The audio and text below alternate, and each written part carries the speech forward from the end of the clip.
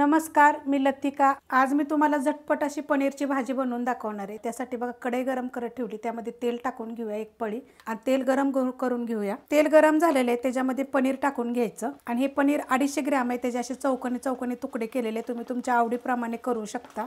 हलकसं आपल्याला ह्याला भाजून घ्यायचं आहे। अल्लाद हाताने आपल्याला असं हलवून मीडियम गॅसवर ह्याला भाजून घ्यायचे। अशा पद्धतीत बघा हलवून भाजून घ्यायचं। कलर थोडासा चेंज झाला की काढून घ्यायचं। एकदम आपल्याला लाल असं करायचं नाहीये। बघा असा कलर आला की नाही सगळीकडून एकसारखा, मग काढून घ्यायचं। पनीर बघा भाजलेलं आहे, आता मी काढून घेते। पनीर काढून घेतले आणि त्याच कढईमध्ये बघा आपल्याला शिमला मिर्च आणि कांदा, एक मोठ्या आकाराची शिमला मिरची घेतलेली आहे, तिचे मोठे मोठे तुकडे केलेत बघा असे, आणि कांद्याचे बघा असे तुकडे केलेले आहेत। एक बारीक आकाराचा कांदा, आता हे पण आपल्याला 2 ते 3 मिनिटं मीडियम गॅसवर फक्त परतून घ्यायचे। अशा पद्धतीने बघा कलर चेंज झाला की काढून घ्यायचं। आता हे मी काढून घेते। शिमला मिरची आणि कांदा काढून घेतलेला आहे, त्यातच आपण आता तेल टाकून घेऊया आणि गॅस एकदम बारीक केलेला आहे। थोडंसं वरनं तेल टाकलेलं आहे, तेल गरम होऊन देऊया। तेल गरम झालेले त्याच्यामध्ये छोटा चमचा जिरे, 2 तेजपत्ते, गॅस मीडियम आहे। एक 2 कांदे बघा मोठ्या आकाराचे एकदम बारीक कापून घेतलेले आहेत, तुम्ही पेस्ट केली तरी चालेल।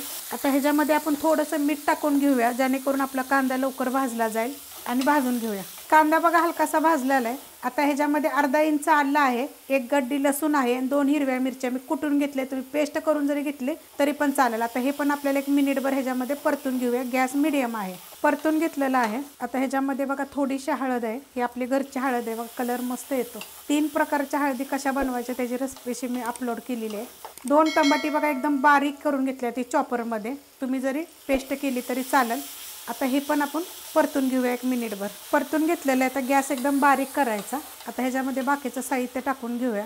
गरम मसाला पावडर 1 चमचा, ह्याच्यामध्ये तुम्ही मॅगी मसाला जरी टाकला तरी चालेल। मिरची पावडर 1 चमचा, कलरवाली पण आहे आणि तिखटवाली पण आहे। धने पावडर अर्धा चमचा आणि जिरे पावडर अर्धा चमचा। आता हे सगळं मिक्स करून घेऊया। मसाले टाकल्यानंतर परतून घेतलेलं आहे बघा, कलर मस्त असा आलेला आहे। आता ह्याच्यामध्ये बघा 1 वाटी वाटाणे, ताजे वाटाणे, फ्रेश वाटाणे स्वच्छ धुवून घेतलेले आहेत। आता हे पण ह्याच्यामध्ये आपण परतून घेऊया। परतून घेतलेलं आहे, गॅस बारीकच आहे। जेव्हा आपण मसाले टाकले ना तेव्हाच गॅस बारीक केला, तर ह्याच्यामध्ये आपल्याला थोडंसं पाणी टाकायचे। अर्धा ग्लास पाणी घेतलंय बघा मी, अर्धा ग्लास पाणी टाकले। ह्या ग्लासाच्या मापाने अर्धा ग्लास पाणी घेतलेलं आहे आणि हे मिक्स करून घेऊया। मिक्स करून घेतलंय बघा। आता ह्याच्यामध्ये आपल्याला चवीनुसार मीठ टाकायचे, आपण अगोदर पण मीठ टाकलेलं होतं। आणि ह्याच्यामध्ये कसुरी मेथी टाकायचे, थोडीशी घेतलेली, तुमच्याकडे असेल टाका, नाही टाकली तरी चालेल। गॅस आता मीडियम करते आणि ह्याच्यावर आपण झाकण ठेवूया। 10 मिनिटं ठेवलं होतं बघा झाकण, आपण मिक्स करून घेऊया। आता ह्याच्यामध्ये आपल्याला बघा हे पनीर भाजून घेतलेलं, शिमला मिरची आणि कांदा हे सगळं टाकून घ्यायचे आणि हलवून घेते। हलवून घेतलेलं आहे। आता ह्याच्यामध्ये आपण थोडीशी कोथिंबीर टाकून घेऊया, मिक्स करूया।